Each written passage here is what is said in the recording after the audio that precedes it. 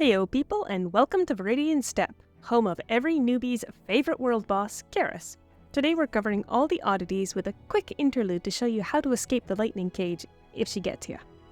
Starting with the 5 new ones, in Forest Companion, ask Shact why he looks troubled and he'll tell you that he's worried about people harming his animal friend, Bearby, and wants you to rescue him. He'll give you a potion to transform, and in that form you can then convince Bearby to come back with you, safe and sound.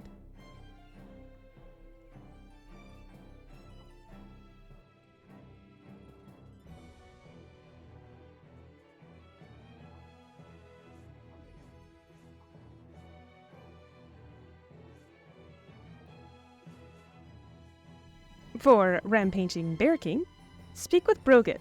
He'll ask you to find some clues on the Bear King.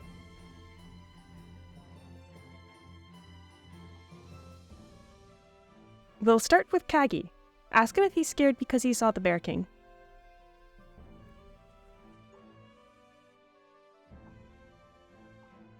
Next, investigate the incomplete ore.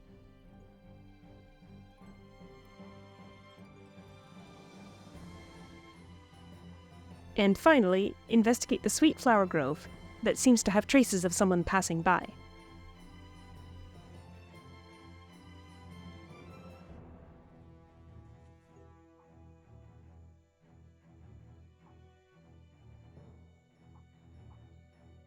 Once you've investigated all 3, return to Broget.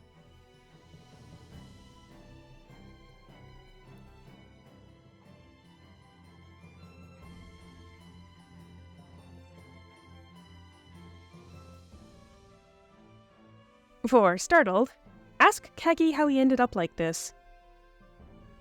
He'll ask you for some medication to get his nerves back on track. Head on back to Shact to get the meds, then give those to Kagi to finish this oddity.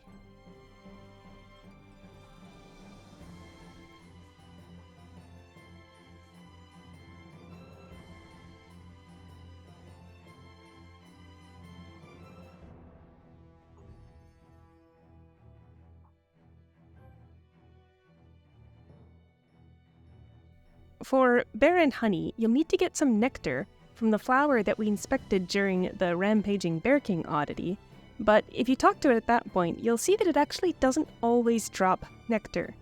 I'm not 100% on the criteria for it, but I believe the way to make sure that it will have nectar is to talk to Bearby first.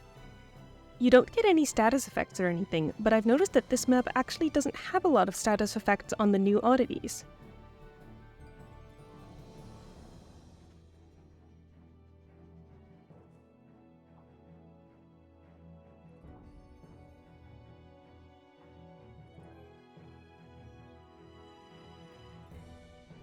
Anyway, finally, for Restricted from Entering Home, talk to Squake to get a toolkit to fix one of his fences. Once you've got the warranty card, give that to Squake to finish the oddity.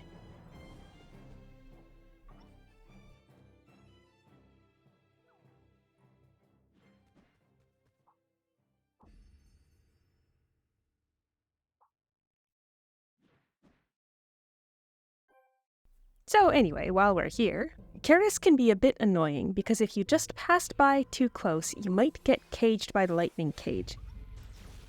Unfortunately, it can be a permanent cage if you're not being careful. To get out, you can have a friend teleport you away, or you can spawn an Eidolon and wait for her to cage the Eidolon to let you go.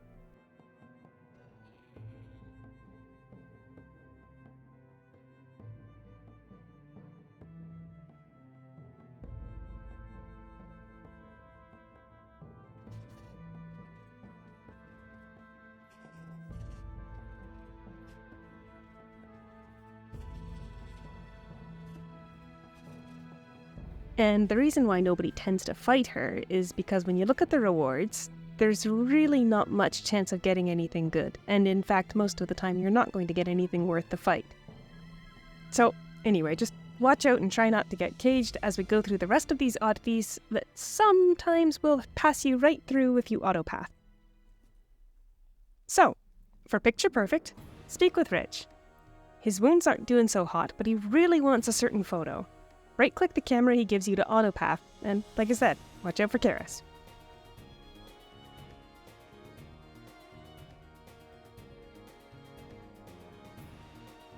After you've taken the photo, return to Rich and hand it over.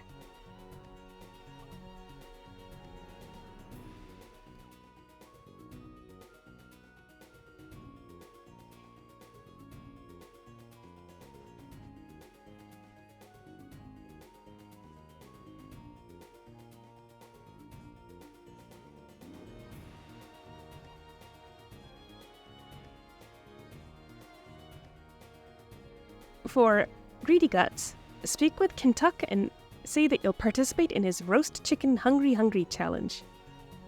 He'll give you 5 chickens, but you need to wait for your status bar to get an effect showing the timer countdown before you can start eating. Once you have the countdown status effect, you can eat all 5 as fast as possible. It shouldn't be too challenging as long as you eat each one as soon as the cooldown finishes. For Primade, talking to the big ear primate, you'll find out that he's lost and hurt. Head back to camp and talk to Dylan and ask if he can do veterinary work. Instead, he foists the work off on us, saying we should grab a banana and a syringe from the crate behind him.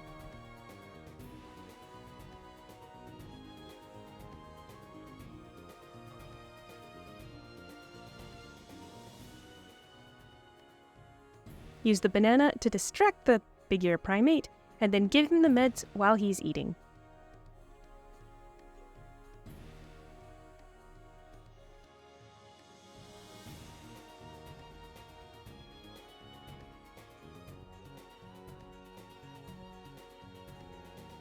In Horsin Around, talk to Maxwell and ask why he's hiding. Turns out he fell in love with Hester and he wants you to give her some chocolate.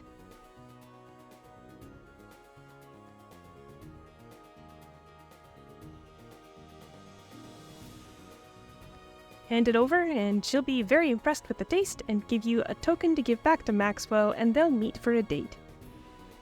Good work.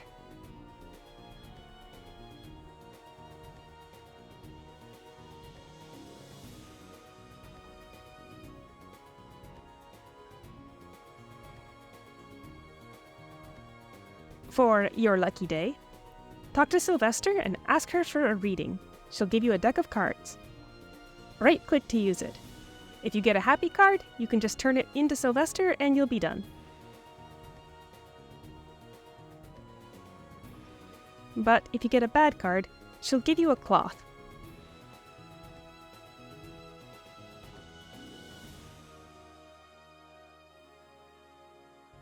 Right-click the cloth to auto-pass to the waterfall to turn it into a holy cloth that you can then use again to wash off your bad luck.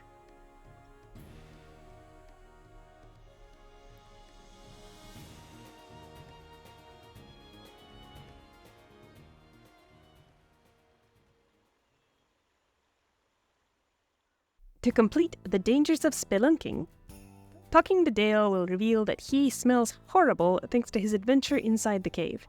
He wants some pollen to get rid of the smell. The pollen he wants is from the flowers around a rock just over here. After you've got 5, bring them back and watch the cutscene for the oddity to finish.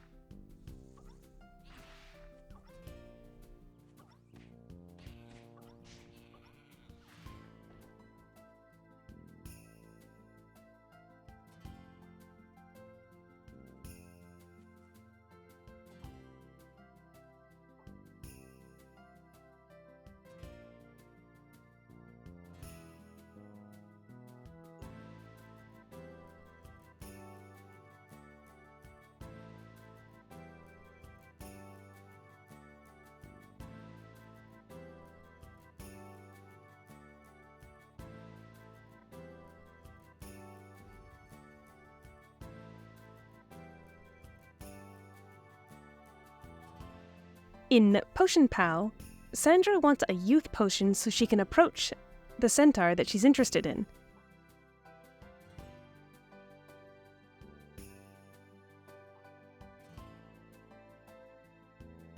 She'll give you a Wind Chaser arrow, which you can use on a nearby falcon harpy for a feather.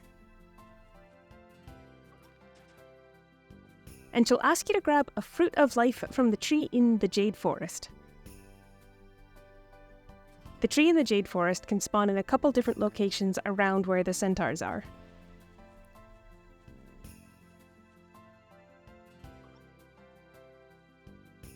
Once you've got the feather and the fruit, fuse them together and hand it over to Sandra to watch the cutscene and complete the oddity.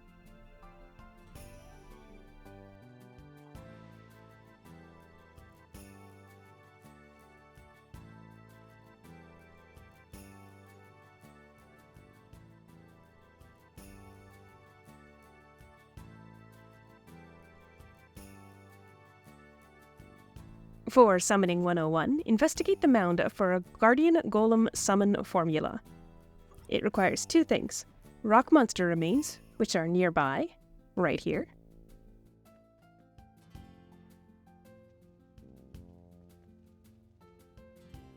and an energy crystal stone, which can be found near the entrance to the Avarice Abyss. After you've got both, fuse them together and use the resulting item to summon the golem.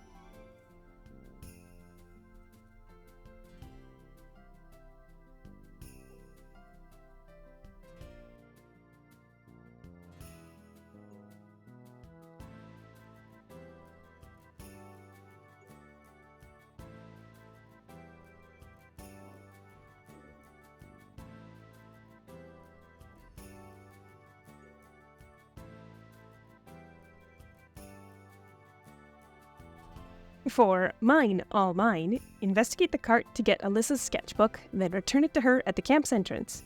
Easy one.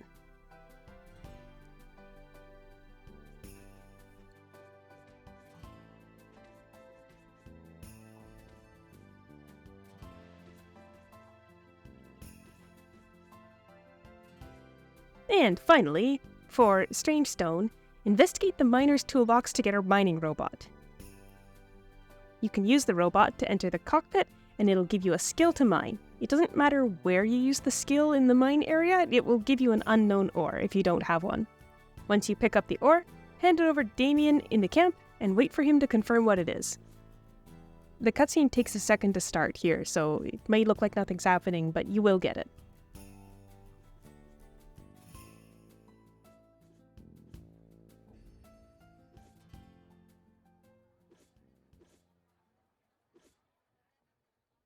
And that is all 15 oddities in Viridian Steppe. Good luck oddity hunting, and catch you next time!